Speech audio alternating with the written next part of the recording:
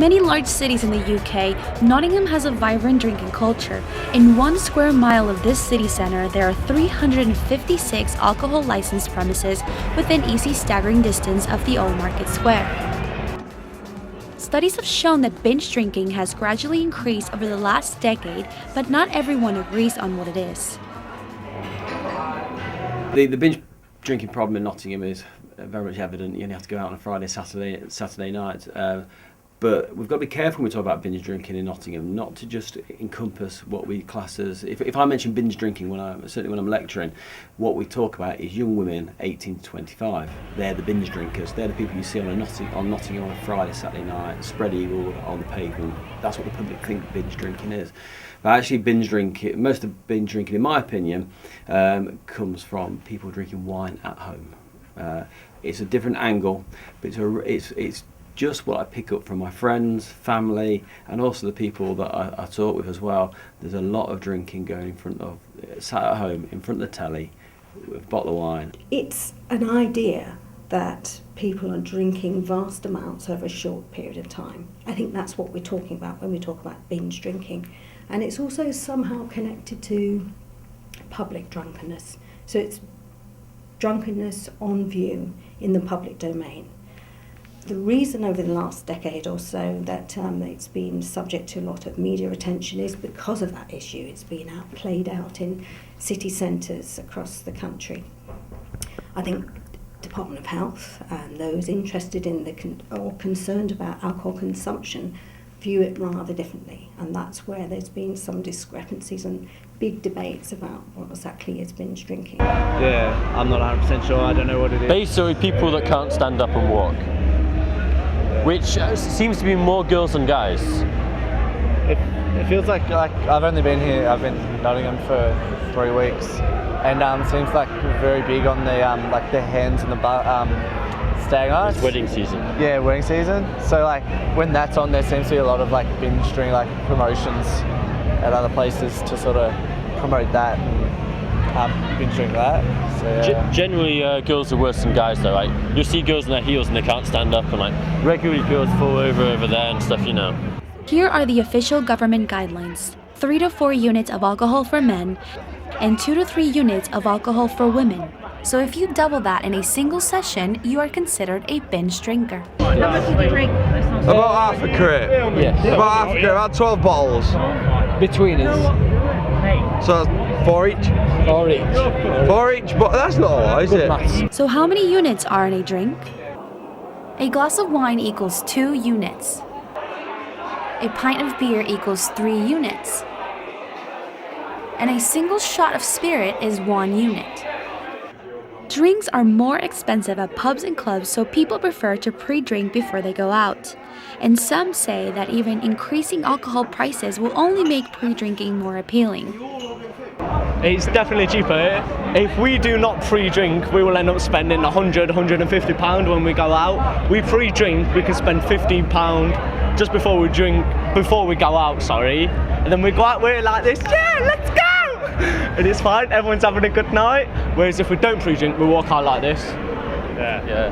The caution now is, obviously because I've lived a long time, is that you do get tipsy before you go out in order, so you get exactly, yeah. And you have to have like more confidence these days. Like, you know, when I used to go out like over 20 years ago, nobody ever drunk really. It was like 1 or 2 drinks and everyone just socialised in just a normal way. But now I think people are like integrating and interacting at a level to where they have to drink more and take more substances. They increased the price in Scotland for like £10 extra for a bottle of vodka, which if you're someone who's addicted to alcohol, if you've got the money, you'll still buy it no matter what. So if them sort of it's terrible. People like us don't even drink if you're going out on a night out, a few of your mates, it's not good because you have to pay £10 extra for a bottle that you won't buy any other week. Nottingham is has interesting demographic sort of statistics that point to us being more of a binge drinking city than most. One, we're either number 1 or 2 for stag and hen night. Despite all the negative press Nottingham's had with gun crime, etc., we are still number 1 and number two for hen and stag parties. So people come to Nottingham to get intoxicated. There's this idea there's more women than men, which used to be true because of the lace trade and tobacco trade. More women did work in Nottingham. So there's this idea there's loads more fit women in Nottingham. So people go out for that purpose as well. We've got a lot of students come to Nottingham, and a lot of students that I would class as hedonistic students. They come to Nottingham because they know it's very good education. They also know it's a bit of a party city as well. So you get a combination of you're attracted to a city like Nottingham because you want good education and a good night out. Seriously though, I don't think I'm doing anything wrong really. He's not. I'm having a good time, and that's it. I'm having a good time. That's all I care about. And I think sometimes I do need alcohol to have a good time. I work hard Monday to Friday, do you know what I mean? I work 50 hours for less than minimum wage. I get £250 a weekend, do you know what I mean? I work hard a week, all I do is save my money. I just come out on a Saturday night and have fun with my mates, you know what I mean? It's not. I'm on the same wage as him. We're not causing no trouble, nothing like that, do you know what I mean? Alcohol can make it easier to get along with people, but it also has its downside. It affects people's ability to make rational decisions and often causes violence. For students, one of the biggest risks of binge drinking, and young people for binge drinking, has been a victim of crime, getting intoxicated, and you will see people in really vulnerable states in the city centre of Nottingham. It's you know they are open to all kinds of problems due to that, not just the falls injuries, but also sexual assaults as well. Now what we do, we have a look at where the problems occur, when they occur, and where we need to focus our resources and work with local businesses.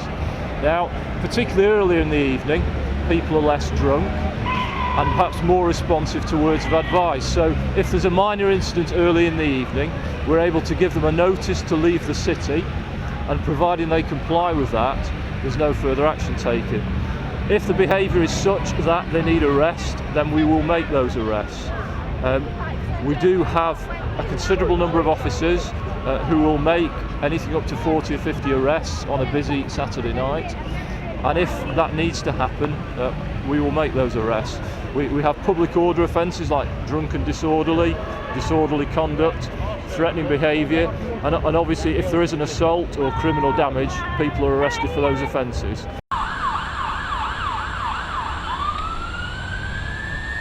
A lot of patients have got some really sad stories to tell, that the way that they've their coping mechanism is to drink alcohol and continue to drink until they can't think anymore because they're out cold, and they've just, you know, that's how they deal with stress. Their way of dealing with stress is drinking alcohol, and it's just got out of hand. They did have jobs at one stage and they've, you know, lost their job through drinking. We're increasingly seeing younger patients, both men and women, developing liver disease and running into complications from liver disease at a younger age. So it's killing people at a time when they still have economic productivity and certainly relationships productivity at an earlier stage in their life. I think that with the rising burden of liver disease, we have to look at ourselves, reflect personally, and reflect on a population level how we can try and make those changes, because if there was something else causing this problem in our population and our health of our society, we'd be taking more notice perhaps. And if you think about these things, there are a lot of things that we can address in our lifestyle. So if we eat a bit less, run a bit more, walk a bit more and drink a bit less, that's the way we're going to impact on a population level. And I think you've got to try and apply that to personal advice as well.